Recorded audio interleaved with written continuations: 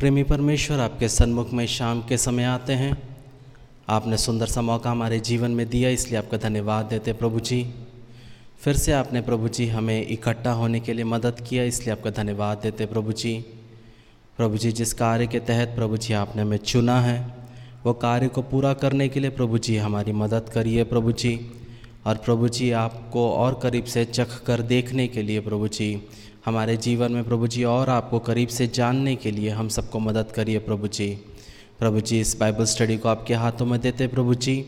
जो लोग यहाँ पे उपस्थित हैं प्रभु जी, उनको आपके हाथों में देते हैं। जो लोग रास्ते में हैं, उन्हें भी सुरक्षित रूप से पहुँचने के लिए मदद करिए प्रभु जी। जो लोग हमें यूट्यूब और फेसबुक में देखते हैं प्रभु जी, उन्हें भी आशीषित करिए प्रभु जी। और आज का वचन प्रभु जी हर एक के लिए एक आशीष का कार्य होने पाए प्रभु जी। हर एक डिस्टर्बेंसेस को हम कैंसिल करते प्रभु जी। और प्रभु जी, आपकी महिमा के लिए आज का ये बाइबल स्टडी होने पाए प्रभु जी। सिर्फ हम सुनने वाले ही नहीं, बल्कि प्रभु जी उस पे चलने वाले भी हम बनने पाए प्रभु जी। छोटी सी विनती आपके बेटे यीशु नासरी के नाम से मांगते हैं, सुन और कबूल कर। आमीन, आमीन, आमीन। आज का हमारा जो बाइबल स्टडी है वो है नरक। और आज हम कुछ चीज़ें नरक के बारे में समझेंगे। और बहुत से कलीसियाएं हैं जो नरक पे सिखाना पसंद नहीं करती, क्योंकि उससे लोगों को डर लगता है। लेकिन जितना सच्चाई ये है कि हमारा ये दुनिया है, वैसे ही एक दुनिया है, वो है नरक। और जब परमेश्वर ने आदम और हव्वा को बनाया, तो कभी भी उनको मरने के लिए नहीं बनाया, उनको हमेशा अनंत के लिए बनाया, अनंत काल के लिए बनाया। लेकिन आदम और हव्वा ने पाप किया, और पाप करने के वजह से मृत्यु मनुष्य के जीवन में आई।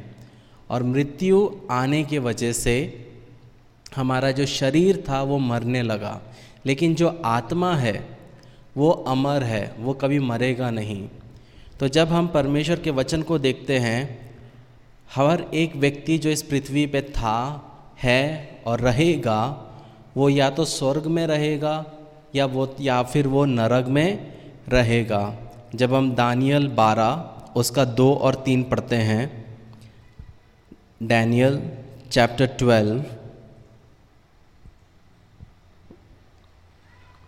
2 और 3, वहाँ लिखा है, और जो भूमि के नीचे सो रहे हैं उनमें से बहुत से लोग जाग जाएंगे, कितने तो सदा के जीवन के लिए, और कितने अपनी नामधराई और सदा तक अत्यंत घिनौने ठहरने के लिए। तब सिखाने वालों की चमक आकाशमंडल की सी होगी, और जो बहुत को धर्मी बनाते हैं वह सर्वदा की नाई प्रकाशमान रहेंगे। तो जो लोग भूमि के नीचे हैं, वो जो मरे हैं या जो जाग रहे हैं, उनके लिए एक दिन आएगा कि या तो वो हमेशा नरक में जाएंगे, या तो वो एक दिन हमेशा सर्वदा की नाई प्रकाशमान हो जाएंगे। जब हम मैथ्यू चैप्टर 25 वर्स 46 पढ़ते हैं, जब हम मत्ती 25 उसका 46 पढ़ते हैं, वहाँ लिखा है, और ये अनंत दंड भोगेंगे, परंतु धर्मी अनंत जीवन में प्रवेश करेंगे। तो क्या लिखा है? ये अनंत दंड सहेंगे। ऐसा नहीं है 10 साल का दंड है या 4 साल का दंड है। अनंत, अनंत मतलब हमेशा के लिए या तो वे दंड को भोगेंगे, परंतु धर्मी जन, जो व्यक्ति मसीह पे विश्वास करता है, वो अनंत जीवन में प्रवेश करेंगे। वो भी वहाँ नहीं लिखा 1000 साल, अनंत जीवन मतलब आप सोच सकते हो करोड़ों साल, अरबों साल, जितना आप गिनती नहीं कर सकते, उतना आप हमेशा स्वर्ग पे वास करोगे। जब हम यूहन्ना 5 उसका 28 पढ़ते हैं, जब हम जॉन 5:28 पढ़ते हैं, वहाँ पे लिखा है, इससे अचंबा मत करो, क्योंकि वह समय आता है कि जितने कब्रों में हैं उसका शब्द सुनकर निकलेंगे। तो यहाँ पे भी हम देख सकते हैं कि एक दिन जब यीशु मसीह वापस आएगा और तुरही फूकी जाएगी, तब हम क्या करेंगे? जब उस आवाज़ को सुनेंगे, जो मसीह में सो चुके हैं पहले वो जीवित हो जाएंगे, और फिर उसके बाद में जो जीवित हैं वो भी मसीह के साथ में उठा लिए जाएंगे। तो यहाँ पे हम देख सकते कि हर कोई हमेशा के लिए या तो स्वर्ग या तो नरक में वो क्या करेगा, उसका ज़िंदगी एक ना एक दिन में होगा। और दूसरा चीज़ हम देखते हैं, हर किसी के पास एक ही जीवन होता है जिसमें उसे अपने भाग्य का निर्धारित करना होता है। ये बहुत ज़रूरी है कि हर एक व्यक्ति को परमेश्वर एक जीवन देता है। बहुत बार हमें सिखाया जाता है कि हम पूर्ण जन्म के बारे में, हम 7 बार जन्म लेंगे, लेकिन वचन के आधार पे हर एक व्यक्ति के पास एक ही जीवन है। और वो एक ही जीवन वो किस तरह जीवित करता है, उससे वह अपना भाग्य को निर्धारित करता है।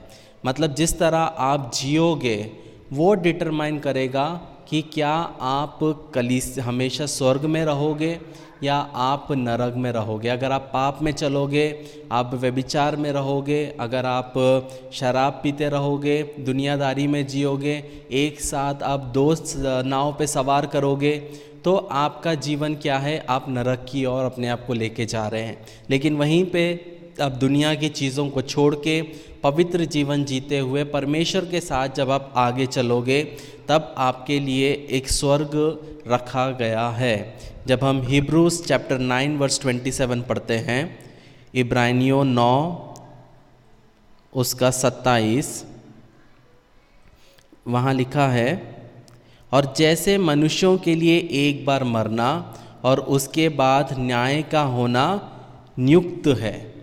तो यहाँ पे हम देख सकते हैं कि हर एक व्यक्ति का क्या है, वो क्या करेगा, वो एक बार मरेगा और उसके बाद में उसका न्याय होगा। कहने का मतलब है, जो व्यक्ति यीशु मसीह को जानता है, अपनाता है, और वो व्यक्ति जो यीशु मसीह को नहीं जानता और नहीं अपनाता या जानबूझ के नहीं अपनाता, वो भी एक दिन यीशु मसीह के सामने आएगा। और हर एक जन का क्या होगा, हर एक जन का न्याय किया जाएगा।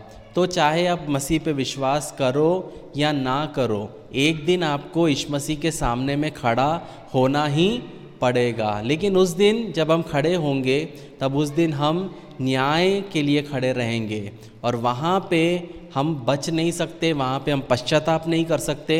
वो समय है जहाँ पे परमेश्वर क्या करेगा, न्याय, यीशु मसीह हमारा न्याय करेगा। और स्वर्ग या नरक इस बात से निर्धारित होता है कि कोई व्यक्ति उन्हें बचाने के लिए केवल यीशु मसीह पे विश्वास करता है या नहीं।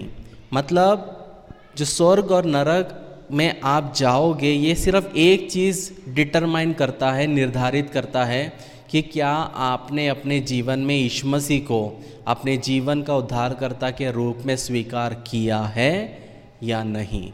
मतलब 2 प्रकार के लोग हैं परमेश्वर के सामने। एक प्रकार के व्यक्ति जो यीशु मसीह पे विश्वास करते हैं और दूसरे प्रकार के व्यक्ति जो यीशु मसीह पे विश्वास नहीं करते। धर्म, जाति, ये सब चीज़ हमने बनाया है, लोगों ने बनाया है। लेकिन परमेश्वर जब पृथ्वी पे देखते हैं तो उनको 2 प्रकार के लोग ही दिखते हैं, या तो जो विश्वास करते हैं या तो जो विश्वास नहीं करते हैं।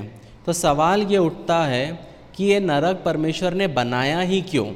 अगर नरक नहीं होता तो कितना अच्छा होता। लेकिन जब हम बाइबल को पढ़ते हैं, वहाँ लिखा है नरक जो है वो शैतान और उसके दूतों के लिए बनाया गया था। ये कभी भी मनुष्यों के लिए बनाया नहीं गया था। लेकिन मनुष्य शैतान की चाल चलने के लिए, शैतान के कार्यों के अनुसार चलते हैं, शैतान के कार्यों को अनुसार चलना पसंद करते हैं और परमेश्वर को छोड़ के बुरे काम में जब वो चलते हैं, तब उनके जीवन में उनको वहाँ जाना पड़ता है जो शैतान के लिए बनाया गया है। जब हम मत्ती 25 उसका 41 पढ़ते हैं, जब हम मैथ्यू 25 वर्स 41 पढ़ते हैं, वहाँ पे लिखा है, तब वह बाई और वालों से कहेगा, हे श्रापित लोगों, मेरे सामने से उस अनंत आग में चले जाओ जो शैतान और उसके दूतों के लिए तैयार की गई है। तो जिस दिन आपका न्याय होगा, तो जब न्याय होगा तो जो लोग मसीह को नहीं जानते उनसे वह कहेगा, हे श्रापित लोगों, मेरे सामने से अनंत आग में चले जाओ जो शैतान और उसके दूतों के लिए बनाया गया है। तो उस दिन जब हम यीशु मसीह के सामने में हमारा न्याय होगा, तब बकरियां और भेड़ों को यीशु मसीह अलग करेगा। जो बकरियां रहेगी वो नरक में चली जाएगी, लेकिन जो भेड़ रहेंगे वो हमेशा हमेशा के लिए यीशु मसीह के साथ में चले जाएंगे। दूसरा चीज़ जो हम देखते हैं, नरक जो है उन लोगों के लिए बनाया गया है जो पापों में अपना जीवन को जीते हैं और मसीह को अस्वीकार करते हैं। अगर आप यीशु मसीह पे विश्वास करते हैं तो आपको इस बारे में डरने की ज़रूरत नहीं है, आपको सिर्फ एक पवित्र जीवन को जीना है। लेकिन जो लोग पाप में जीते हैं और मसीह को अस्वीकार करते हैं, उन्हें क्या करना है? उन्हें सतर्क होने की बहुत ज़रूरत है। जब हम मत्ती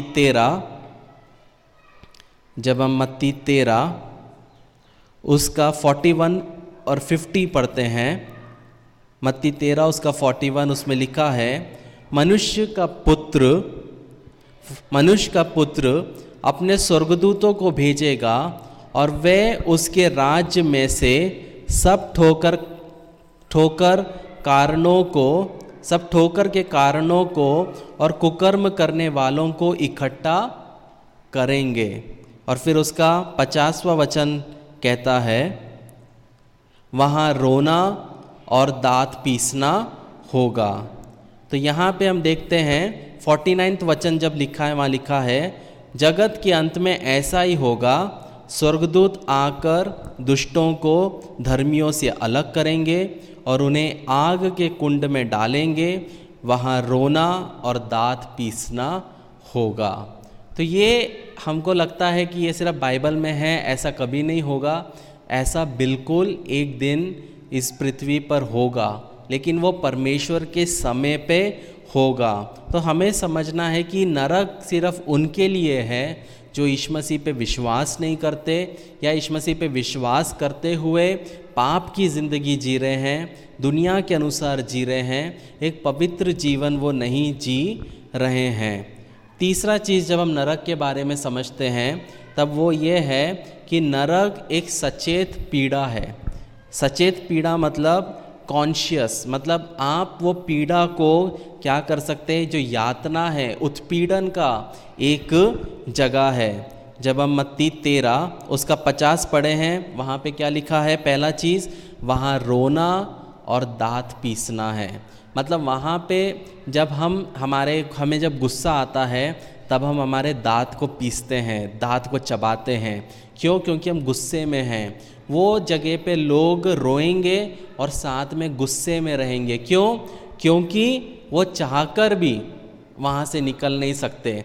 और गुस्सा इस चीज़ का रहेगा कि उनको बताया गया था, उन्होंने कभी ना कभी यीशु मसीह के बारे में जाना, समझा, फिर भी उन्होंने क्या किया? यीशु मसीह के अनमोल उपहार को, परमेश्वर के उपहार को क्या कर दिया? ठुकरा दिया। इस वजह से वहाँ पे जो लोग रहेंगे वो बहुत फ्रस्ट्रेटेड रहेंगे, क्योंकि मौका मिला था, लेकिन मौका उन्होंने क्या किया?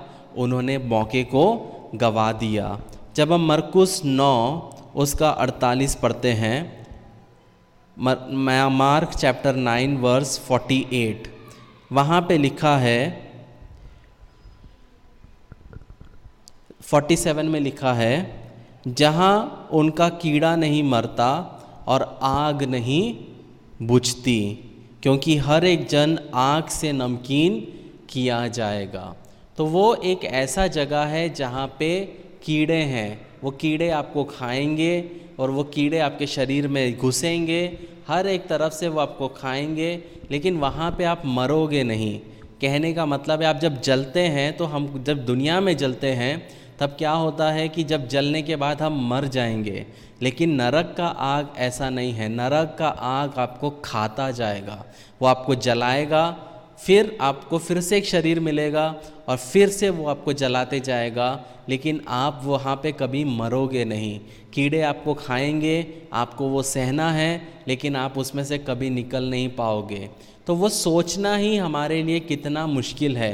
तो सोचिए, वहाँ पे जाके हमेशा, वहाँ पे ऐसा नहीं है कि 2 साल रहना है, 25 साल रहना है, 40 साल रहना है। और जेल से हम वापस आ गए, लेकिन हमेशा हमेशा वो व्यक्ति वहीं पे रहेगा। जब हम प्रकाशित वाक्य 14 उसका 10 पढ़ते हैं, जब हम रेवलेशन चैप्टर 14 वर्स 10 पढ़ते हैं, वहाँ लिखा है, तो वे परमेश्वर की प्रकोप की नीरी मदिरा जो उसके क्रोध के कटोरे में डाली गई है पिएगा, और पवित्र स्वर्गदूतों के सामने और मेमने के सामने आग और गंधक की पीड़ा में पड़ेगा। आग और गंधक, गंधक मतलब गंदगी वाला, जैसे हम टायर जलाते हैं तो किस तरह से स्मेल आता है, उस तरह का गंधक वाला वो जगह है। वहाँ पे डामर जैसा स्मेल रहेगा, इंसान सांस नहीं ले पाएगा, वो उसको सांस लेने में दिक्कत होगी लेकिन वो मरेगा नहीं। यहाँ पे अगर हमें ऑक्सीजन नहीं मिलेगा तो हम क्या हो जाएंगे, हम थोड़ी देर में मर जाएंगे, लेकिन वहाँ पे वो व्यक्ति जो है वो कभी नहीं मरेगा। और चौथा चीज़ जो है वो है नरक में अगर एक व्यक्ति चला गया तो फिर उसके बाद वो कभी भी वापस नहीं आ सकता। ये बहुत ज़रूरी है। जिस तरह हम मरने के बाद वापस नहीं आ सकते, वैसे ही एक व्यक्ति अगर वो नरक चला गया तो उसके बाद वो वापस कभी नहीं आ सकता। जब हम 11वां वचन पढ़ते हैं प्रकाशित वाक्य 14 का, वहाँ लिखा है, और उनकी पीड़ा का धुआं युगानुयुग उठता रहेगा। एक बार नहीं, 2 बार नहीं, 1 साल नहीं, युगानुयुग उठता रहेगा। और जो उस पशु और उसकी मूरत की पूजा करते हैं और जो उसके नाम का छाप लेते हैं, उसको रात दिन चैन ना मिलेगा। एक तो युगानुयुग जलते रहेंगे और उनको रात दिन चैन नहीं मिलेगा। तो यहाँ पे हम देख सकते हैं कि जो नरक जो है वो अनंत है, वो हमेशा के लिए है।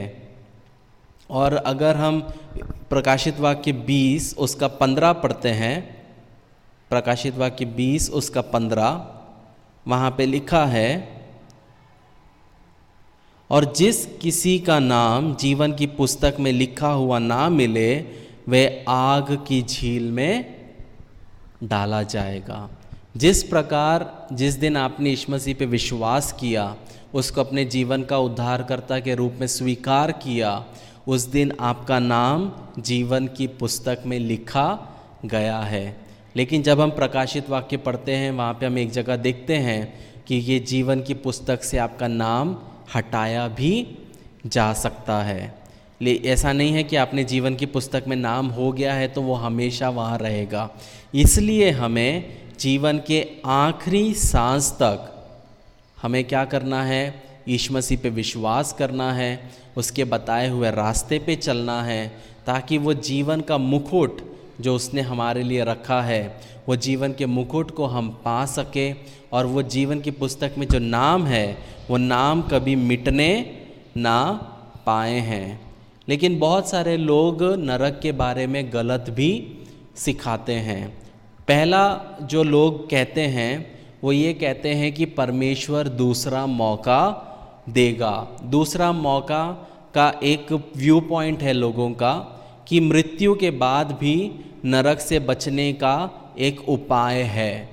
लेकिन जब हम हिब्रूस 9:27 जैसे हमने पहले भी पढ़े हैं, हिब्रूस इब्रानी 9 उसका 27, वहाँ पे लिखा है, और जैसे मनुष्य के लिए एक बार मरना और उसके बाद न्याय का होना नियुक्त है, 28वां वचन, वैसे ही मसीह में बहुतों के पापों को उठाने के लिए एक बार बलिदान हुआ, और जो लोग उसकी बाट जोते हैं उनका उद्धार के लिए दूसरी बार बिना पाप के दिखाई देगा।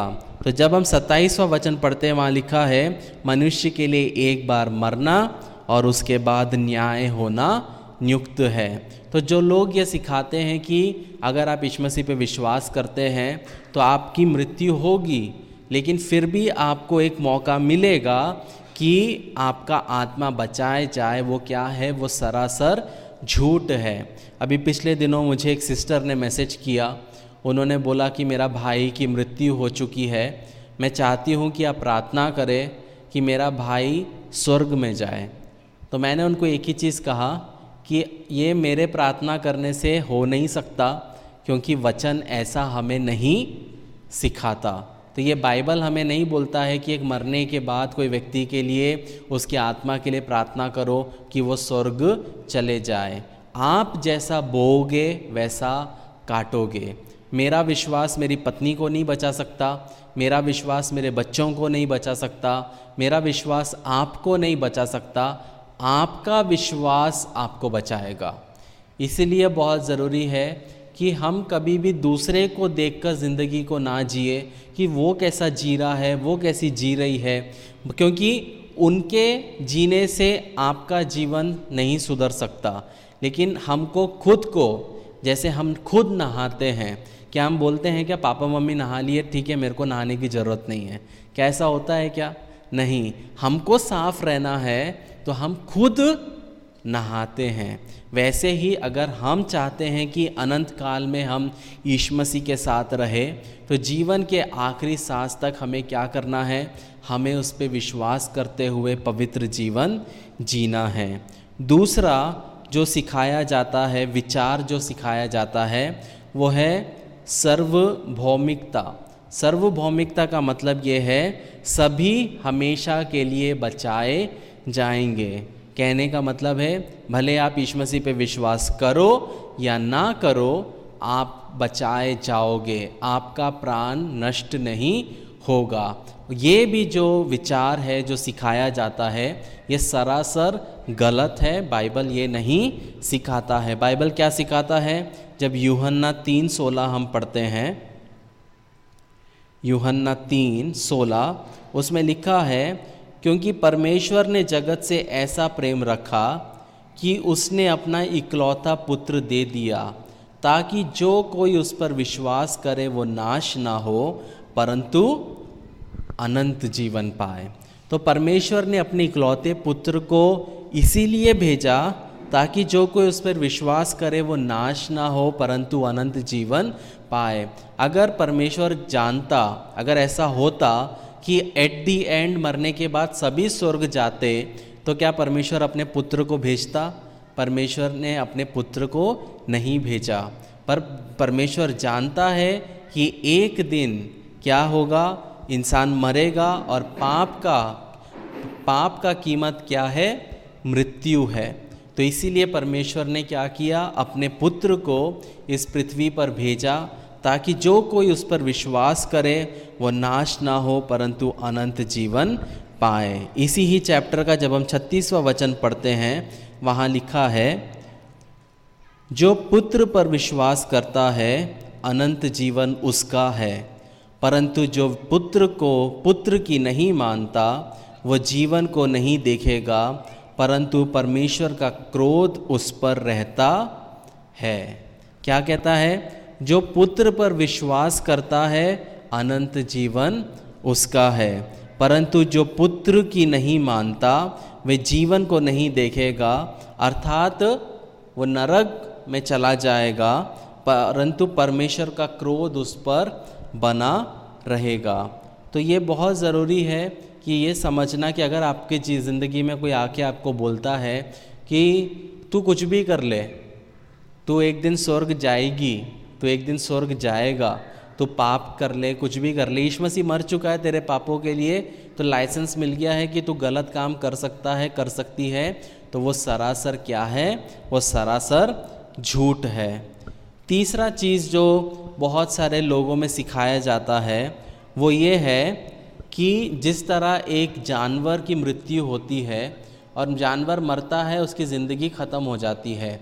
जानवरों में, पक्षियों में, मछलियों में, जीव जंतुओं में आत्मा नहीं होता है। तो ये चीज़ सिखाया जाता है कि जिस दिन एक व्यक्ति मर जाता है उसका जीवन समाप्त हो जाता है और उसका अस्तित्व नहीं रहता है। लेकिन जब हम यूहन्ना 5 उसका 28 पढ़ते हैं, यूहन्ना 5 उसका 28, वहाँ लिखा है, इससे अचंभा मत करो क्योंकि वह समय आता है कि जितने कब्रों में हैं उसका शब्द सुनकर निकलेंगे। अगर यीशु मसीह जब आएगा तो री की आवाज़ होगी, और जब उसका शब्द सुनेंगे तो वो कब्र के बाहर आएंगे। मतलब जो व्यक्ति है, जो मनुष्य है, वो अनंत काल के लिए बनाया गया है। तो कोई आपको आकर अगर ये बताए कि हम तो जानवर जैसे हैं, हम मर गए, हमारा अस्तित्व ख़त्म हो गया, तो वो सरासर क्या है? झूठ है। और उस पर हमें क्या नहीं करना है? हमें क्या नहीं करना है? विश्वास कभी नहीं करना है। तो जब हम नरक के बारे में देखते हैं तो बहुत सारे लोग उसका विरोध करते हैं। पहला विरोध ये करते हैं कि एक प्यार करने वाला परमेश्वर लोगों को भयानक नरक में नहीं भेजेगा। मतलब परमेश्वर सबसे प्यार करता है, वो प्यार करता है, इसीलिए उसने अपने इकलौते पुत्र को क्या किया? अब पृथ्वी पर भेजा। तो एक परमेश्वर जो प्यार करता है वो कैसे एक व्यक्ति को नरक में भेज सकता है? उसका उत्तर ये है कि परमेश्वर न्यायी है, परमेश्वर धार्मिक है। जब हम रोमियो 2 उसका 11 पढ़ते हैं, रोमियो 2 उसका 11, वहाँ लिखा है, क्योंकि परमेश्वर किसी का पक्ष नहीं करता। कहने का मतलब है परमेश्वर ने सभी के लिए, कोई भी जाति का क्यों ना हो, कोई भी व्यक्ति क्यों ना हो, सभी के लिए उद्धार का मार्ग प्रदान किया है। और कैसे किया है? उसने अपने इकलौते पुत्र को भेजा ताकि वो हमारे लिए इस पृथ्वी पे आए, हमारे पापों के लिए मारे जाए, गाड़े जाए और तीसरे दिन जी उठे। तो जब परमेश्वर ने नरक बनाया है तो उसमें से बचने के लिए हमें क्या दिया है? हमें एक मौका भी दिया है, हमें एक रास्ता भी दिया है। परमेश्वर ये नहीं कहता कि अगर तुम 1 करोड़ रुपए दोगे तो तुम स्वर्ग आ सकते हो। अगर ऐसा होता तो हम में से कौन वहाँ जा पाता?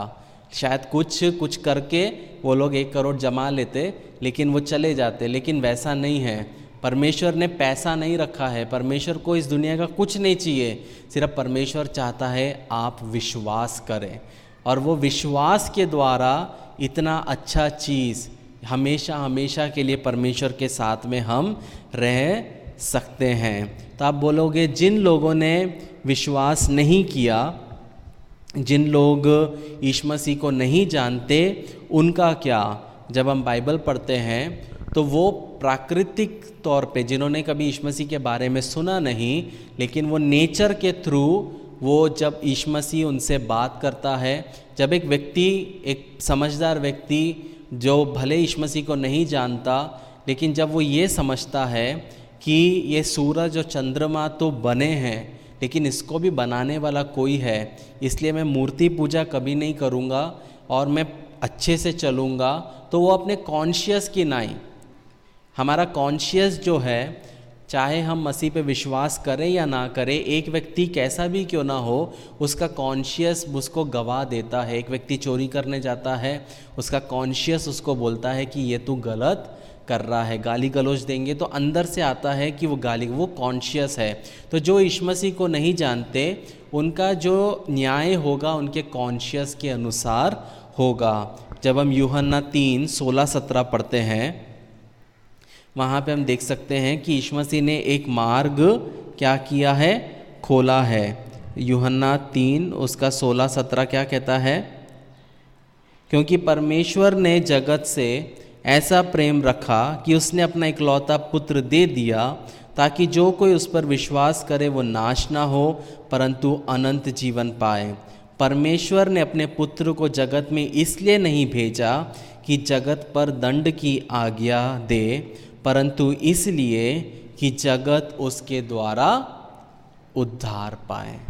तो परमेश्वर ने अपने पुत्र को इसलिए नहीं भेजा कि वो आके आपको बोले तू पापी है, तू नालायक है, तू कोई काम का नहीं है, परंतु इसलिए भेजा ताकि आपका और मेरा क्या हो? हमारा उद्धार हो। जब हम 2 कुरिन्थियों 5 उसका 14-15 पढ़ते हैं, 2 कुरिन्थियों 5 उसका 14-15 वहाँ लिखा है, क्योंकि मसीह का प्रेम हमें विवश कर देता है, इसलिए कि हम ये समझते हैं कि जब एक सबके लिए मरा तो सब मर गए, और वह इस निमित्त सबके लिए मरा कि जो जीवित है वह आगे को अपने लिए ना जिए, परंतु उसके लिए जिए जो उनके लिए मरा और फिर जी उठा। तो जब हम यीशु मसीह पे विश्वास करते हैं, वो एक बार हमारे लिए मरा और हमेशा के लिए सबके लिए वो मर चुका है।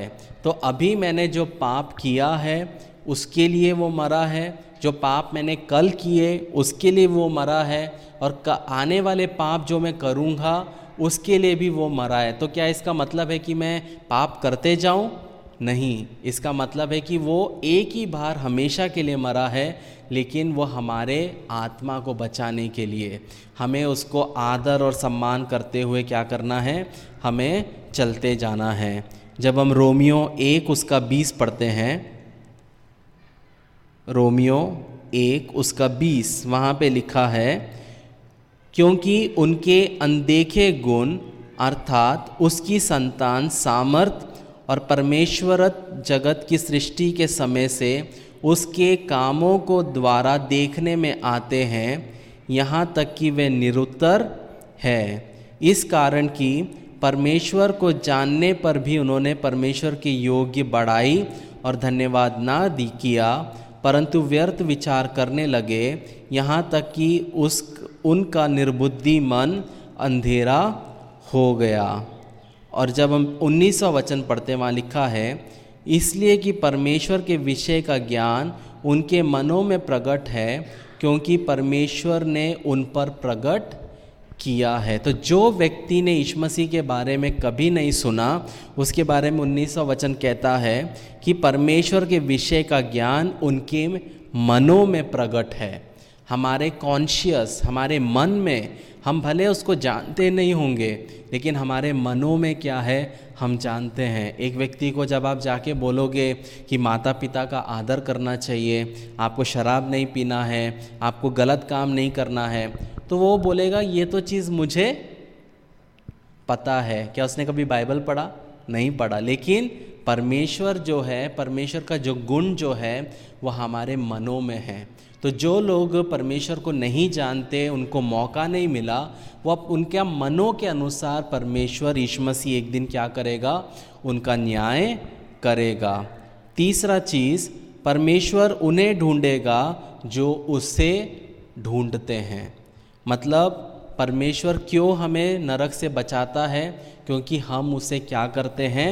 ढूंढते हैं। मत्ती 7 उसका 7 कहता है, मत्ती 7 उसका 7, मांगो तो तुम्हें दिया जाएगा, ढूंढो तो तुम पाओगे, खटखटाओ तो तुम्हारे लिए खोला जाएगा। अगर आप परमेश्वर को ढूंढोगे तो ही परमेश्वर को पाओगे। अगर आपके अंदर में इच्छा है कि मैं परमेश्वर को और जानना चाहता हूँ, जानना चाहती हूँ, तो ही आप उसको जान पाओगे। परमेश्वर खुद से आके आपके सामने खड़े होके ये नहीं बोलेगा देख मैं परमेश्वर हूँ। वैसा नहीं होता। किसी किसी के जीवन में वैसा होता है, वैसा हुआ है, लेकिन इसका मतलब ये नहीं है कि हम हमेशा ये वेट करें कि परमेश्वर मेरे सामने आके बोलेगा तो ही मैं विश्वास करूँगा या करूँगी।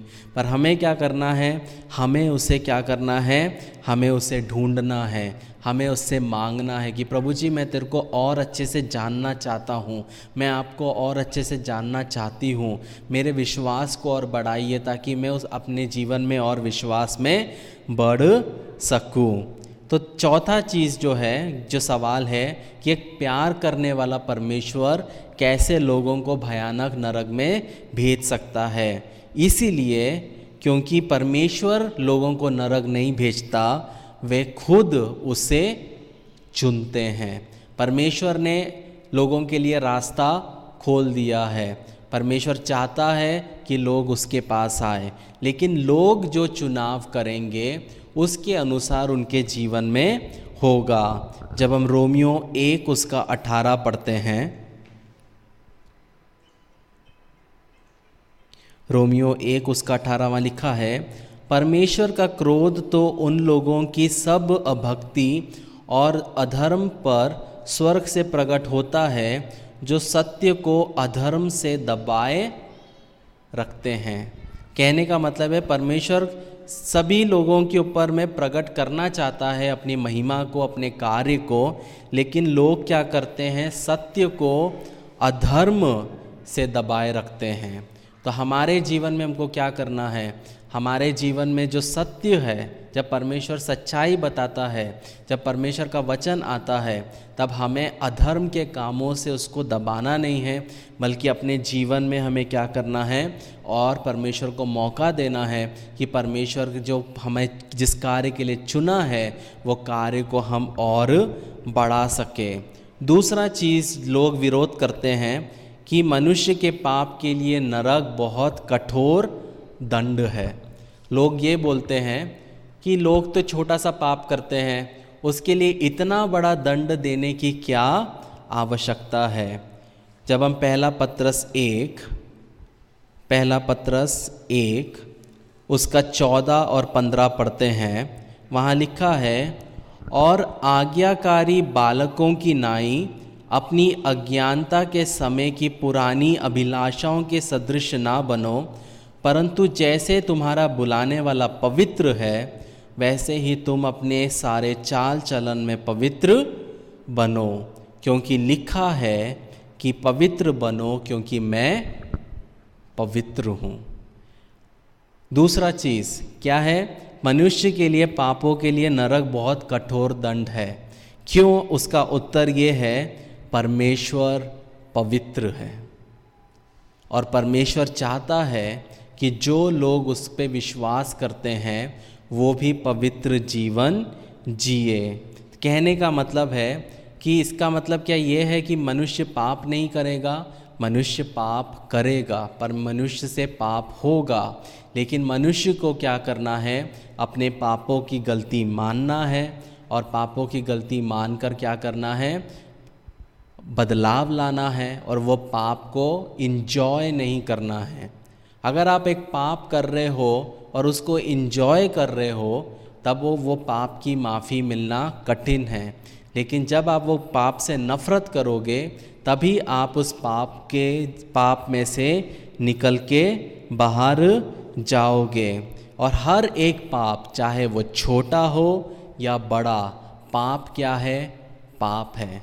आप कितना भी रोशनी लगा लो, अगर आप उसके बीच में एक काजल का एक तिनका दीवार पे लगाओगे तो वो काजल का तिनका दिखेगा। तो वैसे ही हमारे जीवन में पाप है। जब हम परमेश्वर के सामने खड़े होते हैं, तब हमारे जीवन में जो पाप है वो उठ के दिखता है। लेकिन हम परमेश्वर को क्यों पुकार सकते हैं? हम परमेश्वर पे क्यों विश्वास कर सकते हैं? परमेश्वर हमसे क्यों प्रेम रखता है? क्योंकि यीशु मसीह हमारे लिए मारा गया। सिर्फ यीशु मसीह के वजह से आप और मैं, अगर कल हमारी मृत्यु होती है या आज हमारी मृत्यु होती है, तो हम क्या करेंगे? हम स्वर्ग जाएंगे। तो कहने का मतलब है कि नरक जो है वो एक अच्छी जगह नहीं है। परमेश्वर नहीं चाहता कि कोई भी व्यक्ति नरक जाए। जब हम मरकुस 9 उसका 43 से पढ़ते हैं, जब हम मरकुस 9 उसका 43 से पढ़ते हैं, वहाँ लिखा है, यदि तेरा हाथ तुझे ठोकर खिलाए तो उसे काट डाल। टुंडा होकर जीवन में प्रवेश करना तेरे लिए इससे भला है कि 2 हाथ रहते हुए नरक के बीच उस आग में डाला जाए जो कभी बुझने की नहीं, जहाँ उनका कीड़ा नहीं मरता और आग नहीं बुझती। और यदि तेरा पाँव तुझसे ठोकर खिलाए तो उसे काट डाल। लंगड़ा होकर जीवन में प्रवेश करना तेरे लिए इससे भला है कि 2 पाँव रहते हुए नरक में डाला जाए। यदि तेरी आँख तुझे ठोकर खिलाए तो उसे निकाल डाल। काना होकर परमेश्वर के राज्य में प्रवेश करना तेरे लिए इससे भला है कि 2 आँख रहते हुए तो नरक में डाला जाए, जहाँ उनका कीड़ा नहीं मरता और आग नहीं बुझती। यहाँ पे वचन क्या कहता है? यदि हम 3 तरफ से, पाप तो बहुत तरीके से हम करते हैं, यहाँ पे 3 चीज़ लिखा है, हाथ, पैर, जुबान और आँख। तो अगर आपके मुंह से क्या लिखा है, अगर तेरे हाथ से तू पाप करता है तो हाथ को काट डाल। क्या इसका मतलब है आप सच में जाके चाकू से काटोगे? नहीं, परमेश्वर बता रहा है कि एक हाथ को काटना आसान है, उसका दर्द सहना बेटर है, ना कि तुम नरक में चले जाओ। जब मेरा आई का ऑपरेशन हुआ था, मेरे 7 सर्जरीज हुए हैं, मैं जानता हूँ कि ऑपरेशन क्या होता है। ऑपरेशन में जब हम जाते हैं तो हमको कोई दर्द नहीं होता, और ऑपरेशन होने के बाद भी 2 से 3 घंटा कोई दर्द नहीं होता। उसके बाद का जो दर्द होता है वो सिर्फ जो व्यक्ति का ऑपरेशन हुआ है वो ही समझ सकता है।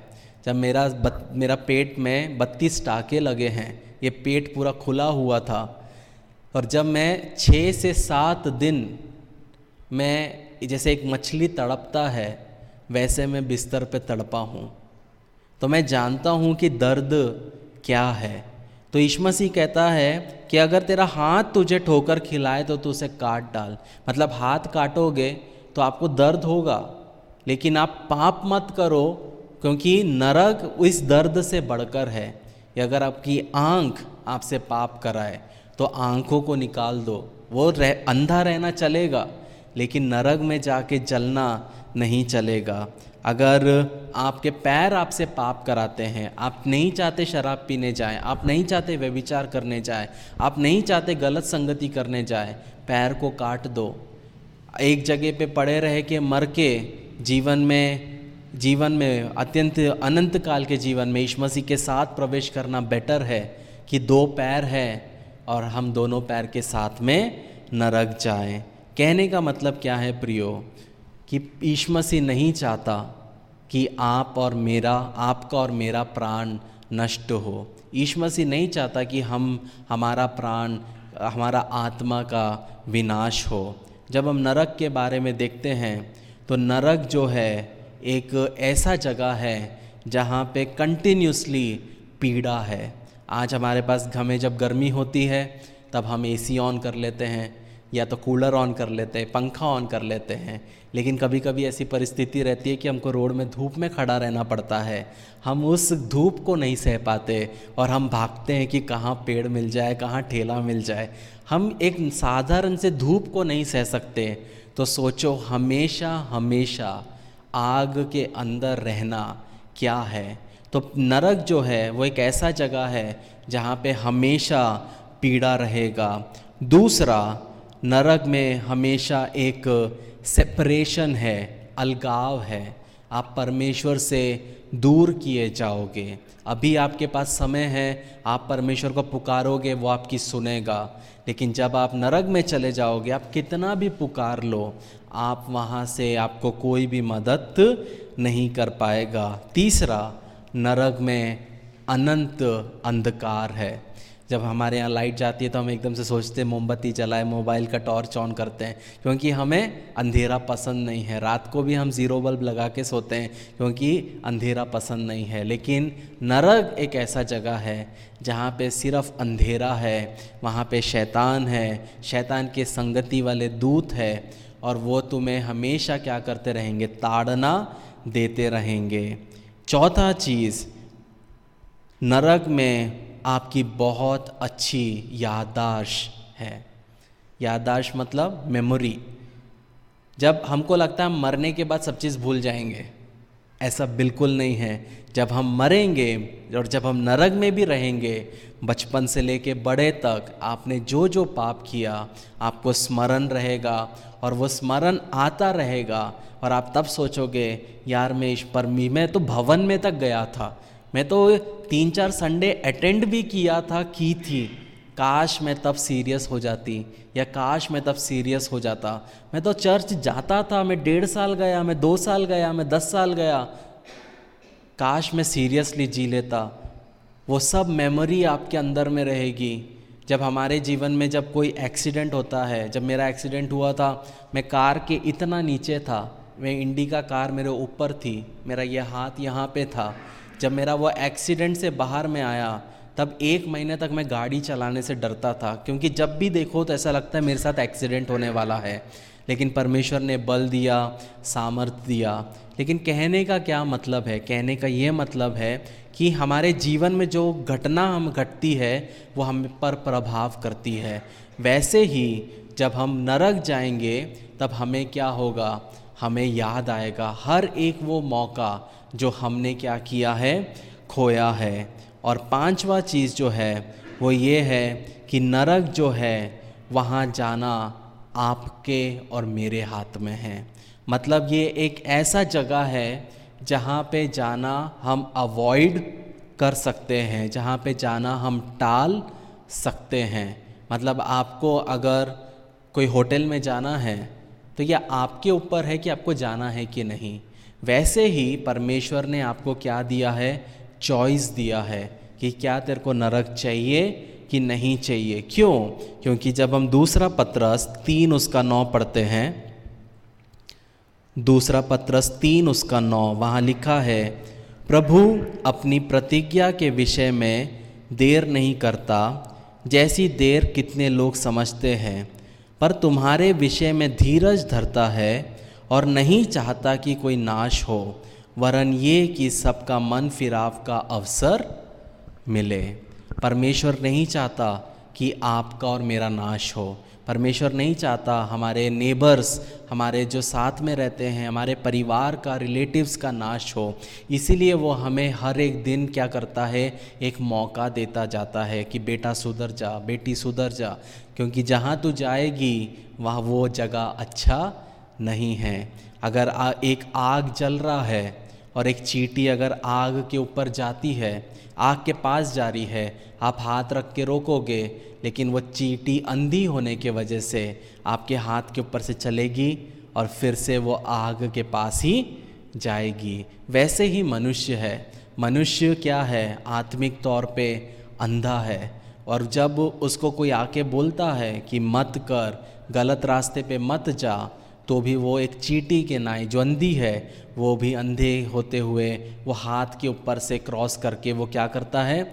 वो चला जाता है। लेकिन हमें वैसा कभी नहीं करना है। जब हम लूका 16:19 से पढ़ते हैं, लूका 16:19 वहाँ पे लिखा है, एक धनवान मनुष्य था जो बैजनी कपड़े और मलमल पहनता और प्रतिदिन सुख विलास और धूमधाम के साथ रहता था। और लाजर नाम का एक कंगाल घावों से भरा हुआ उसकी देवड़ी पर छोड़ दिया जाता था। और वह चाहता था कि धनवान की मेज पर की जूठन से अपना पेट भरे, वरन कुत्ते भी आकर उसके घाव को चाटते थे। और ऐसा हुआ कि वह कंगाल मर गया और दूतों ने आकर उसे इब्राहिम की गोद में पहुंचाया, और वह धनवान भी मर गया और गाड़ा गया। और अधोलोक में उसने पीड़ा में पड़े हुए अपनी आँख उठाई और दूर से इब्राहिम की गोद में लाजर को देखा।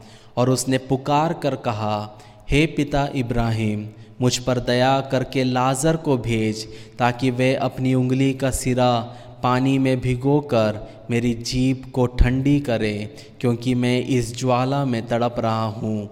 परंतु इब्राहिम ने कहा, हे पुत्र, स्मरण कर कि तू अपने जीवन में अच्छी वस्तुएं ले चुका है, और वैसे ही लाजर बुरी वस्तुएं, परंतु अब वह यहाँ शांति पा रहा है और तू तड़प रहा है। और इन सब बातों को छोड़ हमारे और तुम्हारे बीच एक बारी गड्ढा ठहराया गया है कि जो यहाँ है उस पार तुम्हारे पास जाना चाहे वे ना जा सके, और ना कोई वहाँ से इस पार हमारे पास आ सके। उसने कहा, तो हे पिता, मैं तुझसे विनती करता हूँ कि तू उसे मेरे पिता के घर भेज, क्योंकि मेरे 5 भाई हैं। वह उनके सामने इन बातों की गवाही दे, ऐसा न हो कि वे भी इस पीड़ा की जगह में आए। इब्राहिम ने उससे कहा, उनके पास तो मूसा और भविष्यवक्ताओं की पुस्तकें हैं, वे उनकी सुने। उसने कहा, नहीं है पिता इब्राहिम, यदि कोई मरे हुओं में से उनके पास जाए तो वे मन फिराएंगे। उसने उससे कहा कि जब वे मूसा और भविष्यवक्ताओं की नहीं सुनते, तो यदि मरे हुओं में से कोई भी जी उठे तो भी उसकी नहीं मानेंगे। यहाँ पे हम देख सकते हैं एक कहानी, एक अमीर इंसान और एक गरीब इंसान। यहाँ पे कहीं नहीं लिखा कि अमीर इंसान शराब पीता था, व्यभिचार करता था, गाली गलौज करता था, ऐसा कुछ नहीं लिखा। सिर्फ यहाँ पे ये लिखा है कि अमीर इंसान अमीर था और जो लाजर था वो गरीब था। लेकिन दोनों की मृत्यु होती है और अमीर इंसान नरक में डाला जाता है और गरीब इंसान स्वर्ग पे चला जाता है। और जब अमीर इंसान देखता है तो लाजर, जिसके पास यहाँ पे खाने के लिए कुछ नहीं था, बीमार था, कुत्ते आके उसको चाटते थे, वो स्वर्ग में है और वो पुकारता है, ए इब्राहिम, तू लाजर को मेरे पास भेज कि एक बूंद पानी मेरे गले से क्या कर, वो लाके दे ताकि मेरा गला सूख जाए, क्योंकि मैं ज्वाला में जल रहा हूँ। इब्राहिम बोलता है, चाहकर भी हम नहीं आ सकते, क्योंकि एक बहुत बड़ा विशाल गड्ढा तुम्हारे और हमारे बीच में कहा है। तब वो वहाँ पे सोच सकता है, वो सोचता है, नरक में रहते हुए वो सोच रहा है कि मेरे 5 भाई हैं, चलो मैं यहाँ आ गया, हो सके मेरे भाई ना आए तो तू लाजर को उनके पास भेज। तो इब्राहिम कहता है कि उनके पास तो भविष्यवक्ताओं की किताब है, उनके पास में मूसा की किताबें हैं। तो वो बोला, किताबों से क्या होता है, कोई इंसान मर के अगर जाएगा तो वो विश्वास करेंगे। लेकिन इब्राहिम क्या बोलता है, जो मूसा और भविष्यवक्ता की नहीं सुनते, तो मरे हुओं में से भी कोई चले जाए तो उसकी वो नहीं सुनने वाले। कहने का मतलब है, जो व्यक्ति वचन सुन के मन फिराव नहीं करेगा, उसके सामने अगर यीशु मसीह भी उठ के चले जाए तो भी वो व्यक्ति विश्वास नहीं करेगा।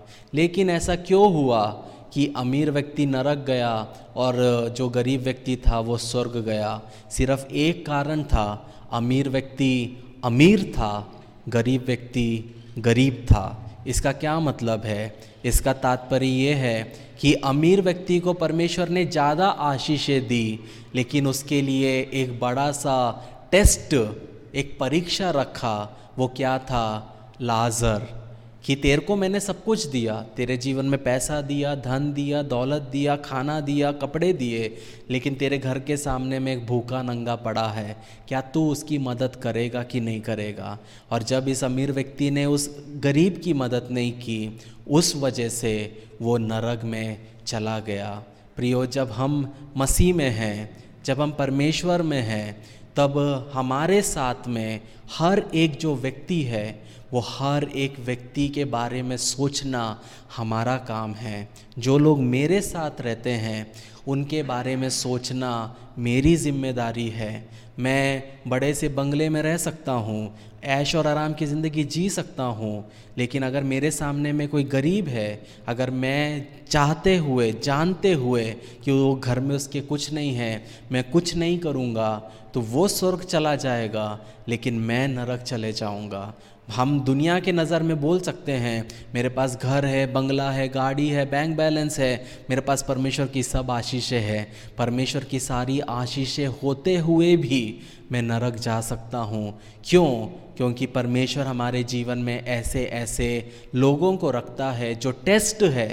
हमें क्या करना है? हमें उनका देखभाल करना है। और जिस प्रकार मैं आपके साथ व्यवहार करता हूँ, वो उसी तरह परमेश्वर मेरे साथ व्यवहार करेगा। अगर मैं आपके साथ प्रेम दिखाऊंगा, परमेश्वर मुझे प्रेम दिखाएगा। मैं आपकी गलती माफ़ करूंगा, तो परमेश्वर मेरी गलती माफ़ करेगा। जब मैं आपको सहूँगा, 10 बार समझाने के बाद भी आप वही गलती करोगे, फिर भी मैं आपको सहूँगा, मैं आपको समझाऊँगा कि नहीं बेटा ऐसा नहीं करना, नहीं बेटी ऐसा नहीं करना। वैसे ही परमेश्वर मुझे भी सहता है। जब मैं पाप करता हूँ, अनजाने में होता है, जानबूझ के होता है, परमेश्वर बोलता है कि हाँ, मुझे इसे एक और मौका देना चाहिए।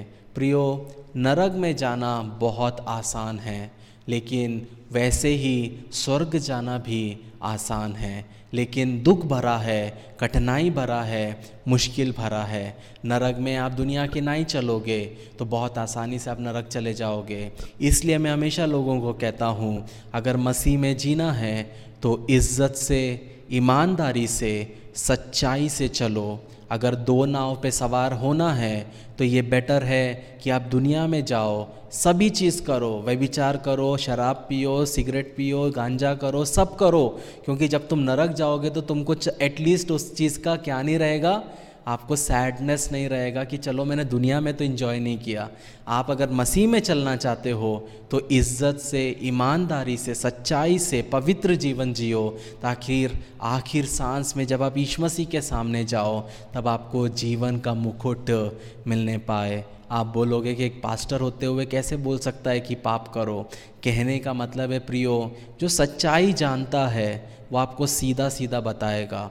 मुझे फ़र्क नहीं पड़ता आप मुझे पसंद करो या ना करो, आप मुझे इज़्ज़त दो या ना दो, लेकिन जब आप मेरे सामने बैठे हो तब मेरे लिए सबसे इम्पॉर्टेंट है आपका प्राण, आपका आत्मा। और मैं उस चीज़ के बारे में सोचता हूँ कि आपका आत्मा बचाया जाना चाहिए, कि जब मेरी मृत्यु हो तब मैं आपसे वहाँ पे आके मिलूँ, ना कि ऐसा हो कि मैं इब्राहिम के साथ में स्वर्ग में हूँ और मैं वहाँ पे अपने कलीसिया के लोगों को देखता हूँ जो नरक में जल रहे हैं और मैं कुछ नहीं कर सकता। उससे भयानक चीज़ कुछ नहीं हो सकता। मैं परमेश्वर को हमेशा बहुत बार एक चीज़ बोला है कि अगर मेरे नरक जाने से अगर लोग स्वर्ग जा सकते हैं तो मुझे वो भी चलेगा। मैं स्वर्ग के लिए यीशु मसीह के पीछे नहीं चलता हूँ। स्वर्ग तो एक बेनिफिट है कि जब हम यीशु मसीह पे विश्वास करेंगे हमें स्वर्ग मिलेगा। बहुत लोग यीशु मसीह पे क्यों विश्वास करते हैं? उन्हें नरक नहीं जाना है। लेकिन मैं यीशु मसीह पे इसलिए विश्वास नहीं करता, मैं यीशु मसीह पे इसलिए विश्वास करता हूँ क्योंकि वो मेरे जैसे के लिए, एक तुच्छ इंसान के लिए इस पृथ्वी पे आए, मेरे लिए स्वर्ग छोड़ा, मनुष्य बने, मेरे लिए मारे गए, गाड़े गए और तीसरे दिन जी उठे। तो जब मैं जीता हूँ तब मैं इस प्रकार जीना चाहता हूँ कि यीशु मसीह को मुझ पे गर्व हो। तो जब आप यीशु मसीह ने जो आपके लिए किया वो समझकर आप जब जियोगे, तब जब आपका दोस्त बोलेगा एक पैग मार ले, आप बोलोगे नहीं चाहिए, एक सुट्टा मार ले, नहीं चाहिए, खर्रा खा ले, नहीं चाहिए, गाली गलौज नहीं करना। क्यों? क्योंकि आप जानते हो कि यीशु मसीह ने आपके लिए क्या किया है। अगर आप सिर्फ एक मैसेज सुन के आए हो कि तुम नरक चले जाओगे, अभी यीशु मसीह को नहीं अपनाया तो तुम नरक चले जाओगे, और अगर आपने वैसे यीशु मसीह को अपनाया है तब आप पाप में भी चलोगे, आप हर एक काम करोगे। लेकिन आप जब सच्चाई जानकर, समझकर यीशु मसीह को अपने जीवन का उद्धारकर्ता के रूप में स्वीकार करते हो, चाहे कुछ भी आ जाए आप उसको कभी नहीं छोड़ोगे, क्योंकि वो जो जीवन है वो सच्चाई है। और एक दिन हम सबको वहाँ जाना है, या तो हम स्वर्ग में रहेंगे या तो हम नरक में रहेंगे। चुनाव आपका है और मेरा है। मैंने तो चुनाव कर लिया है कि मुझे मसीह के साथ चलना है, चाहे मैं स्वर्ग जाऊं या नरक जाऊं, वो मसीह डिसाइड करेगा। लेकिन मैं सच्चाई और खराई के साथ जीवन के आखिरी सांस तक उससे प्यार करता रहूँगा, क्योंकि उसने जो मेरे लिए किया। वैसे ही आपके अंदर में वो चुनाव आपको करना है। मैं वो चुनाव नहीं कर सकता, आपको वो चुनाव करना है कि मैं यीशु मसीह के लिए जीऊँगा, मैं यीशु मसीह के लिए जीऊँगी। आइए हम प्रार्थना करें। प्रेमी परमेश्वर, आपके सन्मुख में शाम के समय आते हैं। आपने सुंदर सा मौका हमारे जीवन में दिया, इसलिए आपका धन्यवाद देते प्रभु जी। कुछ समय आपने वचन से सुनने के लिए मदद किया, धन्यवाद देते हैं प्रभु जी। प्रभु जी होने दे प्रभु जी यहाँ पे हर एक जन जो उपस्थित हैं प्रभु जी, उनके जीवन में आप अद्भुत कार्य करिए प्रभु जी, और उन्हें एक ऐसा इंसान बनने में मदद करिए जैसा आप चाहते हैं, ताकि हमारे बोलचाल में, चाल चलन में, रहन सहन में आप दिखने पाए प्रभु प्रभु जी। अगर आपके आगमन में देरी है प्रभु जी, तो हम सब प्रभु जी आपके लिए जीने के लिए, आपके राज्य की बढ़ोतरी के काम करने के लिए हमें मदद करिए। प्रिय परमेश्वर, हम कभी भी वो अमीर इंसान ना बनने पाए, बल्कि प्रभु जी हमेशा आपके साथ चलते हुए, जिस तरह लाजरस दुख और मुसीबत में भी आपके साथ रहा, वैसे जीवन के आखिरी सांस तक जो भी तंगी मुसीबत आए उसमें आपको कभी ना छोड़ते हुए आपके साथ चलने के लिए हम सबको मदद करिए। छोटी सी विनती आपके बेटे यीशु नासरी के नाम से मांगते हैं, सुन और कबूल कर। आमीन, आमीन, आमीन।